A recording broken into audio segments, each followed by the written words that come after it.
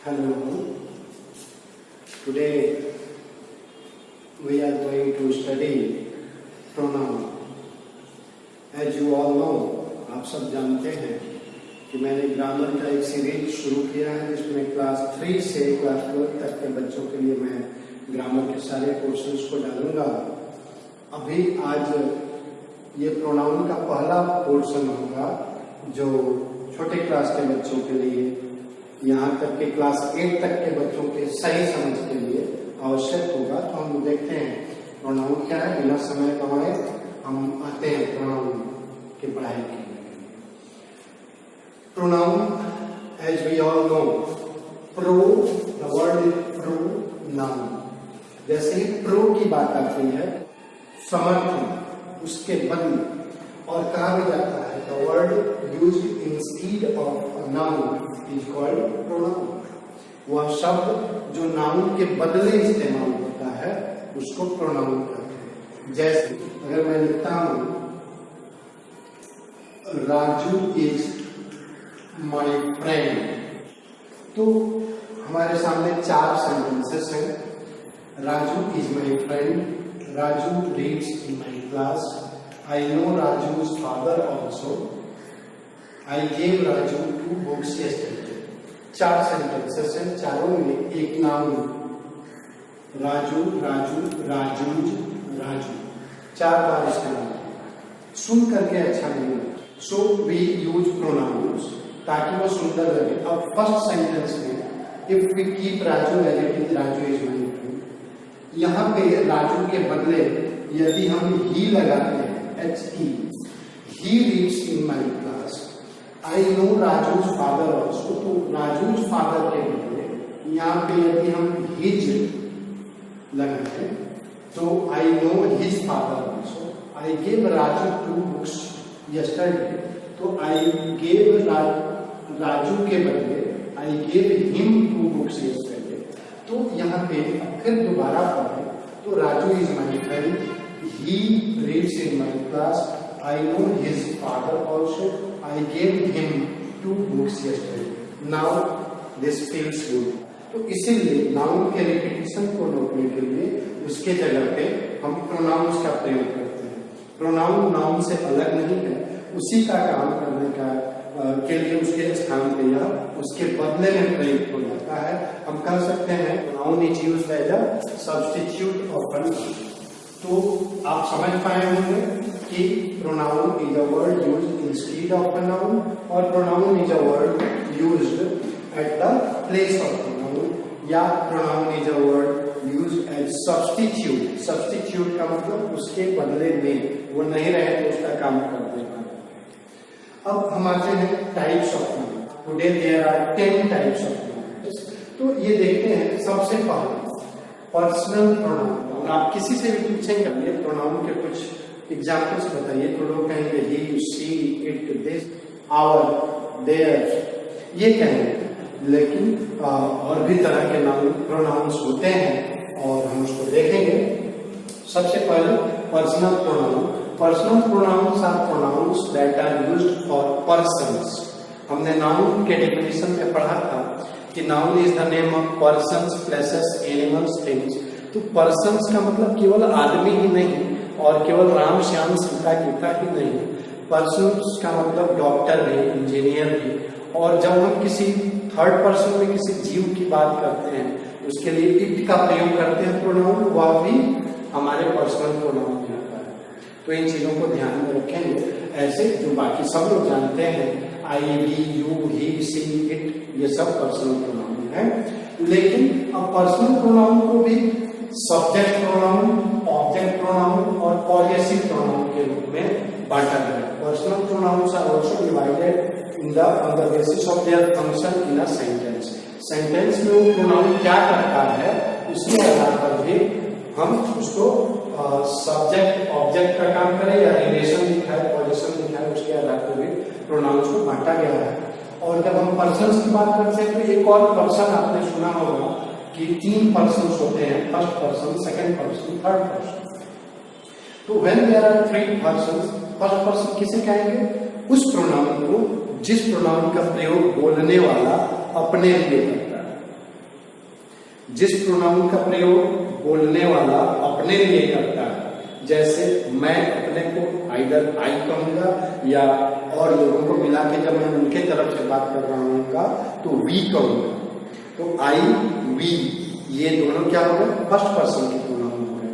जबकि मैं आपसे बात कर रहा हूँ, जब आप लोगों से बात कर रहा हूँ तो मैं आपको, आप सुनने वाले सेकंड पर्सन, बोलने वाले फर्स्ट पर्सन, सुनने वाले सेकंड पर्सन, और जिनके बारे में बात किया जाए, चाहे वो चिड़िया हो, गंगा हो, हिमालय हो, कोई व्यक्ति हो, कोई वस्तु हो, जिसके बारे में भी हम बात करते हैं, और that is said to be third person noun.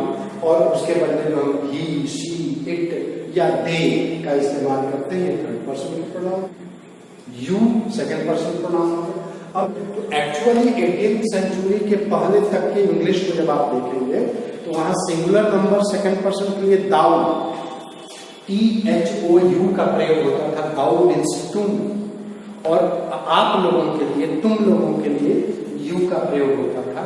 लेकिन 18th सेंचुरी के बाद से सिंप्लीफिकेशन के चलते से अब यू का ही प्रयोग singular number second person, plural number second person के रूप में होता है।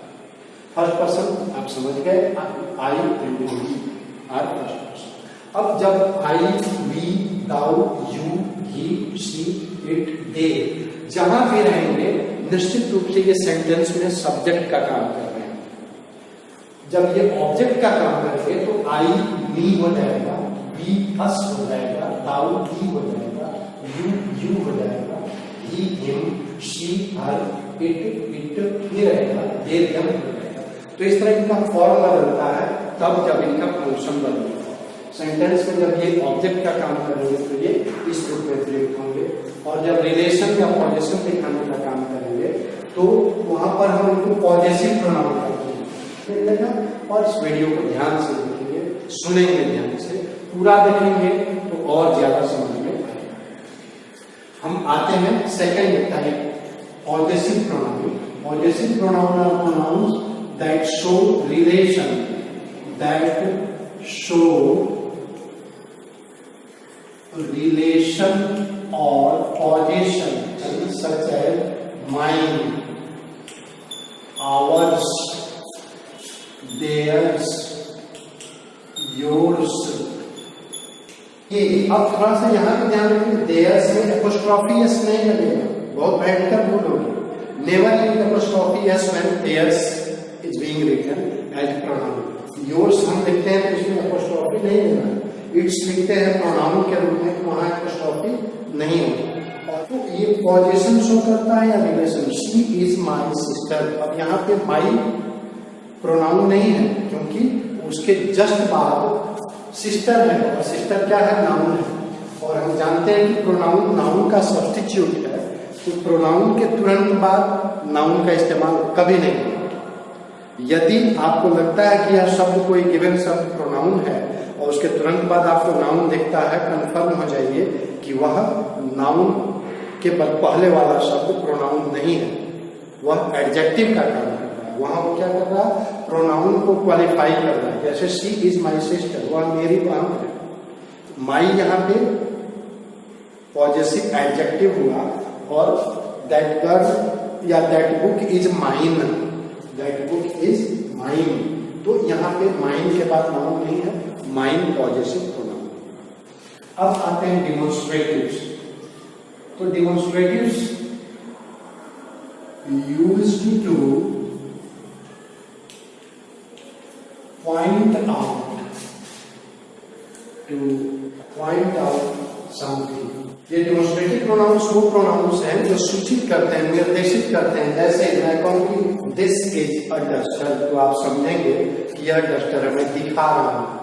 मैं इंडिकेट करूं कि दिस इज हिंदी सर्वनाम, लेकिन मैं इधर देखूं और कहूं कि दिस इज ब्लैक बोर्ड, तो मेरा संकेत इधर हो रहा है, तो आप कंफ्यूज होंगे। कब सही होगा, मैं कहूंगा कि दिस इज ब्लैक बोर्ड, तो this, those are birds.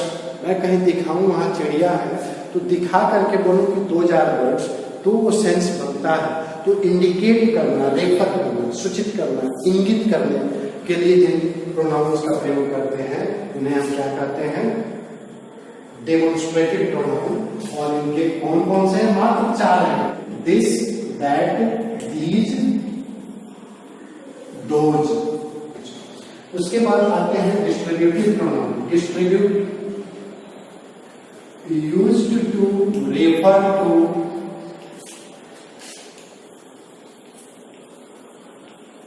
each unit in a group। ये क्या करता है?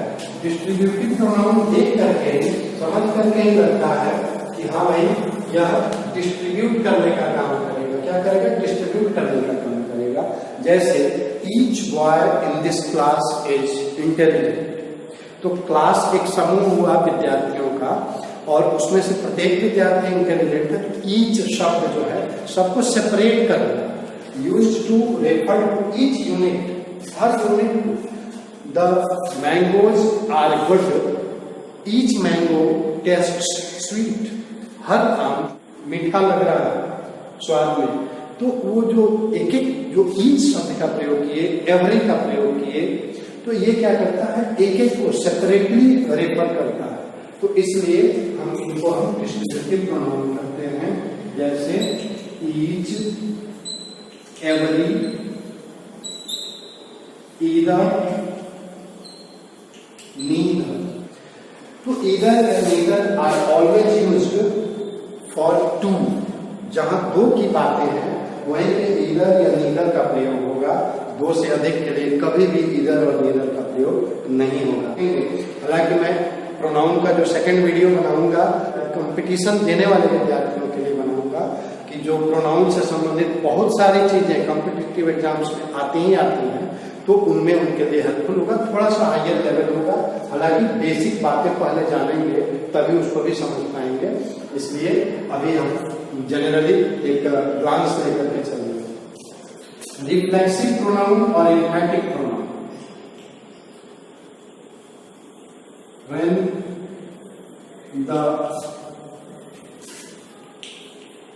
subject is the object of, समझने की बात है, ये मैं डेफिनेशन नहीं देता।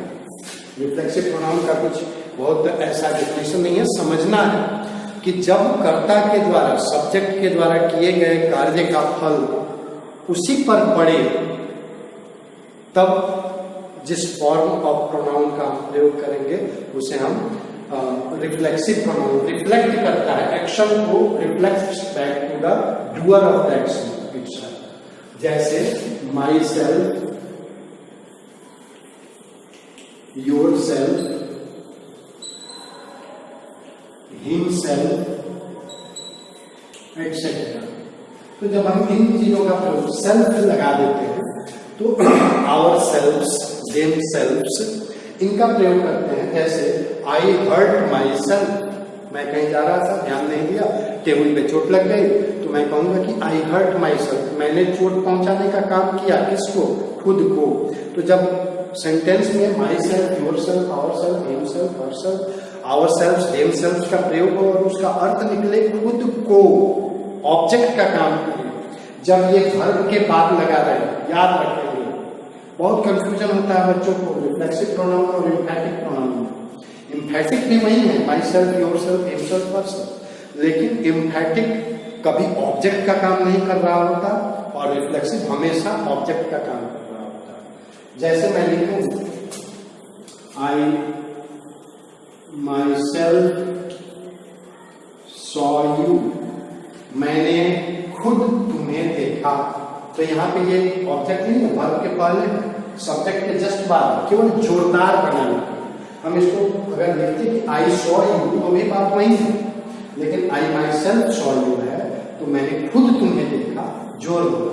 तो जब खुद, स्वयं अर्थ में myself, yourself, himself, herself, ourself, themself का प्रयोग हो तो खुद के अर्थ में तो वो एम्फैटिक होगा, और खुद को, स्वयं को, अपने आप को का अर्थ जब लगेगा तो वो रिफ्लेक्सिव होगा, क्योंकि वहां पे वो सेंटेंस में ऑब्जेक्ट का काम कर रहा है।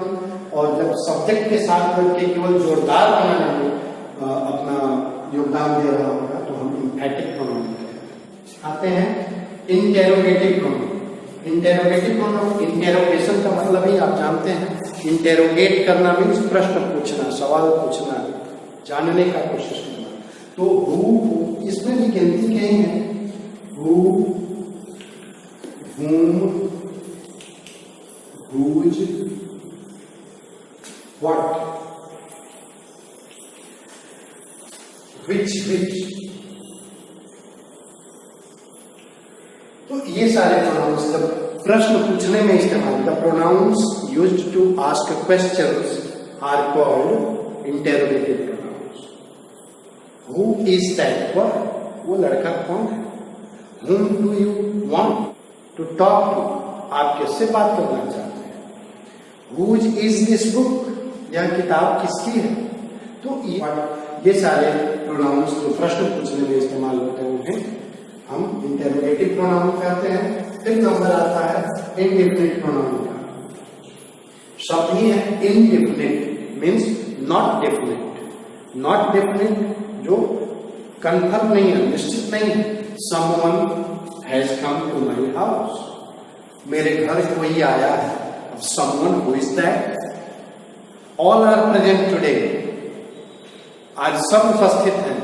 हु आर दोज ऑल, तो कुछ पता चलता है, वो सब्जेक्ट है, किसी के बदले में ये all, some, someone, somebody, everyone, everybody, no one, nobody, ये सबका इस्तेमाल हम करते हैं, लेकिन निश्चित बात का पता, निश्चित नाउन का पता नहीं चलता है। That is why they are called indefinite pronouns. तो हम कह रहे हैं कि the pronouns used to refer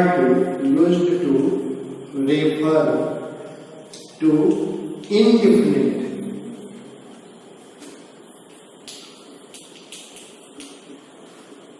indefinite nouns कर ले। अब नाउन्स में सब आ जाते हैं, पर्सन, प्लेस, एनिमल, जैसे समवन, नन, ऑल, एटसेट्रा। ये सारे प्रोनाउंस जो हैं हमारे इंडेफिनिट प्रोनाउंस होते हैं। अब रिलेटिव प्रोनाउन और रेसिप्रोकल प्रोनाउन। रिलेटिव प्रोनाउन क्या करेगा, रिलेशन बताएगा। जैसे दो वाक्य, I bought a book yesterday, I lost the book। मैंने कल एक किताब खरीदी, मैंने किताब खो दिया है। तो ये बुक, अब दोनों को कंबाइन करके हम लिख सकते हैं, I lost the book which I bought yesterday। तो ये लॉस्ट द बुक एक ही बार, दोनों सेंटेंस कंबाइन हो गए और बुक का रिपीटिशन रुक गया। तो रिलेटिव प्रोनाउन दो काम करता है। कौन सा रिलेटिव प्रोनाउन लगा है इसमें, विच। तीन ही ज्यादातर इस्तेमाल होते हैं रिलेटिव में, दैट, विच। अब इन दोनों के यूज में भी बहुत कंफ्यूजन होता है, कहाँ दैट का प्रयोग करें, कहाँ विच का प्रयोग करें। और जो मोस्ट कॉमन है, जो लोगों के लिए इस्तेमाल होता है, वो है हु। तो दैट, अच्छा, I lost the book which I bought yesterday. Which लगने से बुक का रिपीटिशन रुका है और दोनों सेंटेंसेस कंबाइन हो गए। तो हम क्या कहेंगे कि which is a relative pronoun which has combined the sentence and prevented the repetition of the noun book. अब यहाँ पे एक और स्पेशल नोट है कि जिस नाउन के बदले रिलेटिव प्रोनाउन लगता है, उस नाउन को उस रिलेटिव प्रोनाउन का एंटीसीडेंट कहते हैं। कौन होता है, वह नाउन होता है जिसके बदले प्रोनाउन का यूज हुआ है। और कौन सा pronoun, relative pronoun. Reciprocal pronoun, अब अंतिम जो 10वां है वो है रेसिप्रोकल प्रोनाउन। रेसिप्रोकल का मतलब है कि एक दूसरे को, और मात्र दो है, each other और one another। दूसरा कौन है, one another। ये दोनों ही जब एक दूसरे, they help each other, we love one another। तो ये क्या है कि ये दोनों का प्रयोग जहां जहां होता है और रेसिप्रोकेट करने में, एक्शन को रेसिप्रोकेट करने में, तो हम वहां पे इनको रेसिप्रोकल प्रोनाउन कहते हैं। तो ये एक नॉर्मल सी अंडरस्टैंडिंग मैंने देने का प्रयास किया आपको प्रोनाउन का। अब सेकंड वीडियो में मैं कोशिश करूंगा कि जो कॉम्पिटिटिव पॉइंट ऑफ व्यू से एसएससी में, रेलवेज में, बैंकिंग में, नेट के एग्जाम्स में भी, जितने भी टीचर्स एग्जामिनेशन होते हैं, एलिजिबिलिटी टेस्ट, जितना सीटेट है, एसटीईटी है, बीईटीईटी है, सब में प्रोनाउन से संबंधित कुछ क्वेश्चन जरूर आते हैं। आप सेकंड वीडियो को देखेंगे तो अच्छे से समझ पाएंगे। I will differentiate between the use of similar meaning words related to pronoun. Till now, thank you, enjoy your day.